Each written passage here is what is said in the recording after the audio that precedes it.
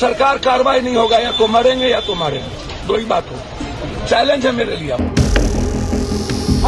नहीं वेट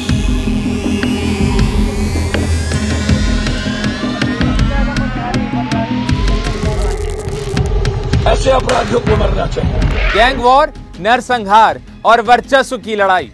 नमस्कार, सावधान हिंदुस्तान में आपका स्वागत है और मैं हूं आपके साथ अंकुश बख्शी। बिहार का कटिहार एक बार फिर गोलियों की तड़तड़ाहट से गूंज उठा। इस गैंग वॉर में गैंगस्टर मारा गया, लेकिन दूसरा फरार है, जिसे खुलेआम मारने की धमकी दी जा रही है। यदि मोहन ठाकुर पर सरकार कार्रवाई नहीं होगा, या तो मरेंगे या तो मारेंगे, दो ही बात हो। चैलेंज है मेरे लिए कि मैं आज आपको बता दूं, हम कानून हाथ में नहीं लेंगे, लेकिन छोड़ेंगे भी नहीं, और जो गवर्नमेंट उसको मारेगी उसको 2 लाख इनाम देंगे। बिहार के कटिहार जिले में 10 दिन पहले कुछ ऐसा हुआ, जिसके बाद ट्विटर पर #कटिहार नरसंहार ट्रेंड होने लगा। इस मामले में ठाकुर और यादव गुट आमने सामने आ गए हैं, लेकिन आग में घी डालने का काम किया इस मुद्दे पर राजनीति करने वालों ने। बिहार में कटिहार जिले का बकिया दियारा इलाका बहुत अहम माना जाता है। इसकी वजह है कि जिले से गंगा नदी होकर गुजरती है, जिसके दोनों तरफ ये इलाका दूर तक फैला हुआ है। इस इलाके में हमेशा से फसलों और जमीन को लेकर वर्चस्व की लड़ाई होती रहती है। 2 दिसंबर 2022 ये वो तारीख थी जब बिहार के कटिहार में 2 गुटों के बीच खूनी संघर्ष हुआ, जिसे गैंग वॉर बताया जा रहा है। इस घटना में कुछ लोगों के मारे जाने की भी खबर है। मृतकों की संख्या को लेकर अलग अलग दावे किए जा रहे हैं। आखिर क्या थी यह वारदात और इसे क्यों बताया जा रहा है नरसंहार, ये हम आपको बताएंगे। बिहार का कटिहार इलाका 2 गैंग का अखाड़ा बन गया, जिसके बाद इसकी चर्चा सोशल मीडिया पर होने लगी। बकिया दियारा इलाका, इस इलाके में दबंगों और अपराधी किस्म के लोग रहते हैं, जो इस इलाके में सक्रिय रहते हैं, या यूं कहें कि बिहार पुलिस के लिए सिरदर्द बन चुके हैं।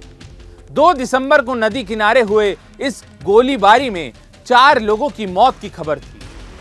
कटिहार में दोनों गैंग के बीच गोलीबारी का सिलसिला 1-2 घंटे नहीं, बल्कि पूरे 5 घंटे तक चला। दोनों तरफ से सैकड़ों राउंड फायरिंग की गई।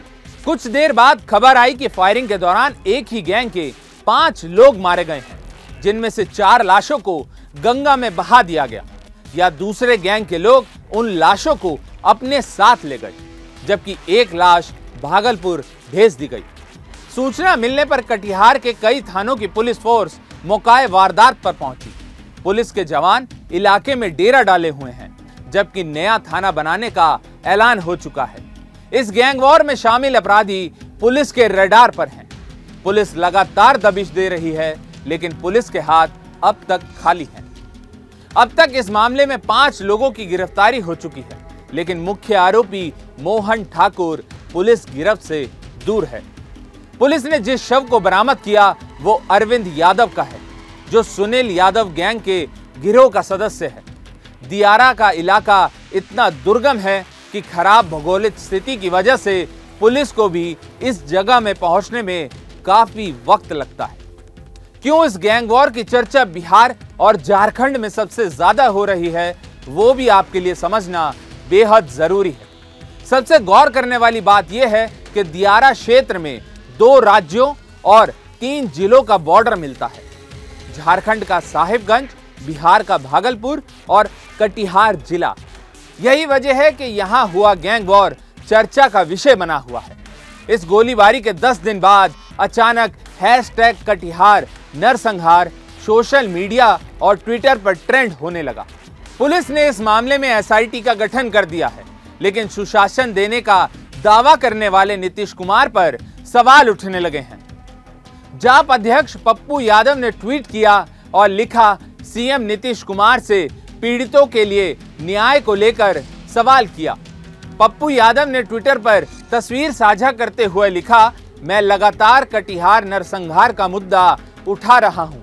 पीड़ितों को न्याय दिलाने और उनके आंसू पोंछने उनके घर भी गया, पर अंधे बहरे प्रशासन पर कोई असर नहीं हुआ। माननीय मुख्यमंत्री नीतीश कुमार ऐसे नरसंहार से होगा न्याय के साथ विकास।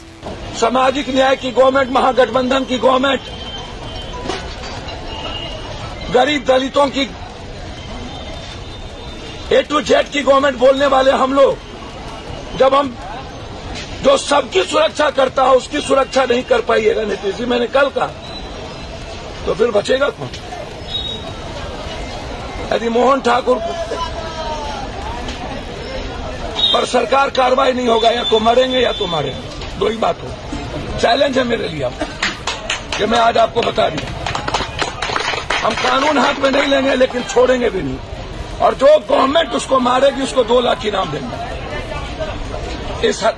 जब बाघ की हत्या हो सकती है, पागल हाथी की हत्या हो सकती है, तो फिर पागल आदमी की क्यों नहीं? जो आदमी इंसानियत के लिए खतरा हो उसको क्यों नहीं? पप्पू यादव के इस बयान से साफ है कि ये लड़ाई वर्चस्व की है, जिसमें एक तरफ ठाकुर हैं और दूसरी तरफ यादव। गोलीबारी में मारे गए चारों लोगों के परिजनों का आरोप है कि स्थानीय मोहना चांदपुर गांव के अपराधी मोहन ठाकुर ने ही सभी को मारा है। सभी मृतक किसान हैं और रंगदारी नहीं देने की वजह से उन सभी को गंगा में मारा गया।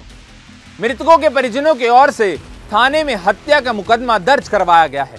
पुलिस का दावा है कि जल्द ही मुख्य आरोपी मोहन ठाकुर सलाखों के पीछे होगा, लेकिन 2 गैंग आमने सामने आ चुके हैं और इस पर अब बिहार में राजनीति फुल ऑन जारी है।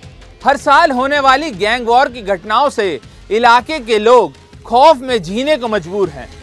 तो ये थी नरसंहार, गैंग वॉर और वर्चस्व की लड़ाई की पूरी इनसाइड स्टोरी। सावधान हिंदुस्तान में आज के लिए बस इतना ही। ऐसी ही तमाम खबरों को देखने के लिए आप हमारे चैनल को लाइक और सब्सक्राइब जरूर करें। आपसे फिर होगी मुलाकात अपराध जगत से जुड़ी एक नई कहानी के साथ।